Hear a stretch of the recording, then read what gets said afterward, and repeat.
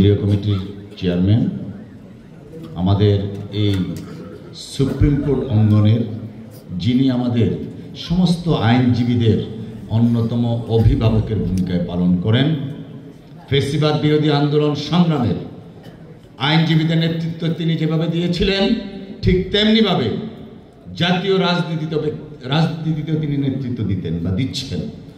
সেই নেতা senior advocate Subrata Chowdhury. আমি অ্যাডভোকেট সুব্রত চৌধুরী স্যারকে অনুরোধ জানাবো। ফোরামের সম্মানিত সভাপতি জয়নাল আবেদিন, আজকের এই অনুষ্ঠানে উপস্থিত হয়ে আমাদেরকে সম্মানিত করেছেন বিএনপির সম্মানিত মহাসচিব মির্জা ফখরুল ইসলাম আলমগীর, অনুষ্ঠানে উপস্থিত সম্মানিত আইনজীবী বন্ধুগণ, অনেকদিন পর জুলাই গণ অভ্যুত্থানকে স্মরণ করার জন্য আমরা এখানে সমবেত হতে পেরেছি এবং অনেকেই নেতৃবৃন্দ স্মৃতিচারণ করেছেন।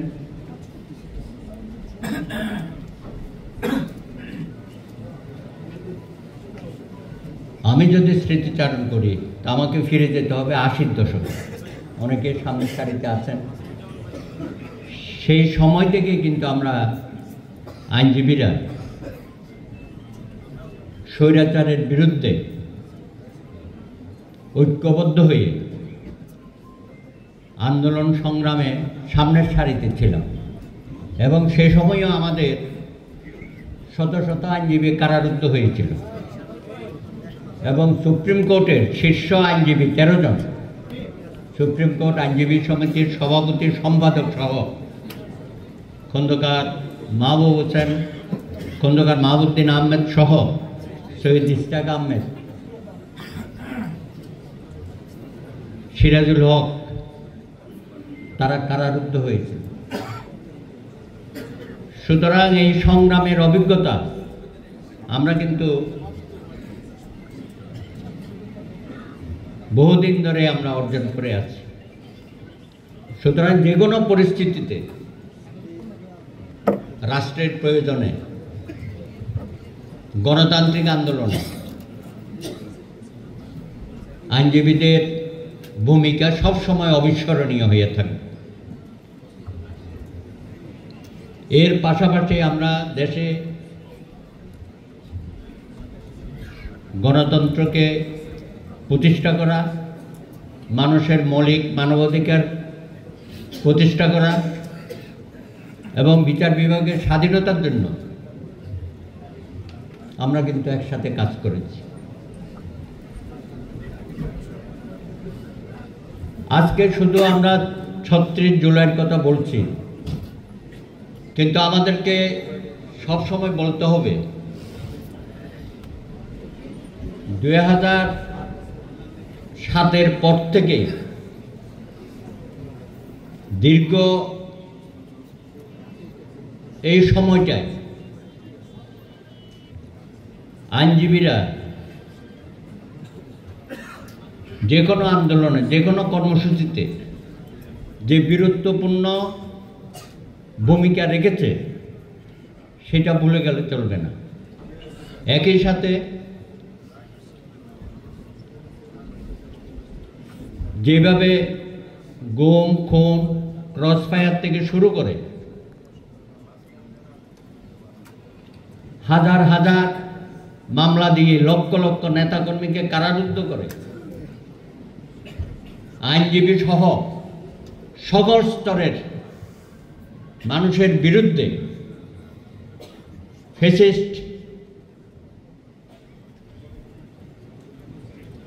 যে অসভ্যতার পরিচয় দিয়েছিল, সেই মুক্তির লক্ষ্যে আমরা কিন্তু কখনো পিছপা হয়নি।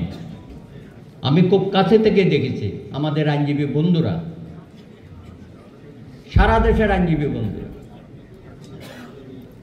স্বৈরাচারের রক্তচক্ষুকে উপেক্ষা করে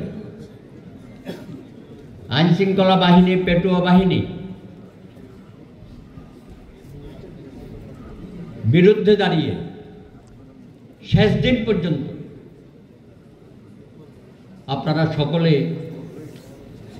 এই আন্দোলনে সম্পৃক্ত ছিলেন এবং সর্বোচ্চ ত্যাগ করতে আপনারা প্রস্তুত ছিলেন।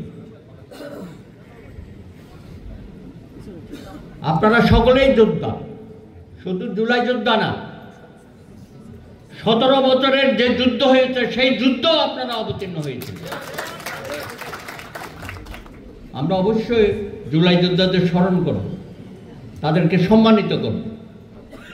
আমি দাবি করব 17 বছরের এই যোদ্ধা যারা হত্যাকাণ্ডের শিকার হয়েছে, গুম হয়েছে, নিপীড়িত হয়ে নির্যাতিত হয়েছে, তাদের ইতিহাসও রাষ্ট্রীয়ভাবে সংরক্ষণ করতে হবে এবং তাদেরও গেজেট প্রকাশ করতে হবে যারা হত্যাকাণ্ডের শিকার হয়েছে, নির্যাতিত হয়েছে, নিপীড়িত হয়েছে। আমরা কিন্তু অনেক সময় এগুলো ভুলে যাই, আমরা অনেক সময় আবেগে চলি। এটা হঠাৎ 1 মাসের কোনো বিষয় না, এটা ধারাবাহিকভাবে আন্দোলন সংগ্রামের মধ্য দিয়ে একটা চূড়ান্ত পর্যায়ে গিয়ে আমরা বিজয় অর্জন করেছি। আমরা অপেক্ষায় ছিলাম যে 52 সেই তরুণরা কোথায়, 62 সেই তরুণ কোথায়, ছাত্ররা কোথায়, 69-এর মহান গণ অভ্যুত্থান সেই ছাত্র নেতৃত্ব কোথায়,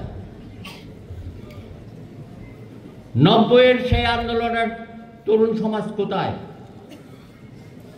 17-18 বছর কিন্তু আমরা অপেক্ষায় ছিলাম। অবশেষে আমাদের সেই স্বপ্নের পূরণ হয়েছে, তরুণরা জেগে উঠেছে। পাশাপাশি ছাত্র জনতা, শ্রমিক, রিকশাওয়ালা ভাই, এদেরকে বললেও চলবে না। এই আন্দোলনে সর্বোচ্চ সংখ্যক শহীদ হয়েছে শ্রমিক শ্রেণী।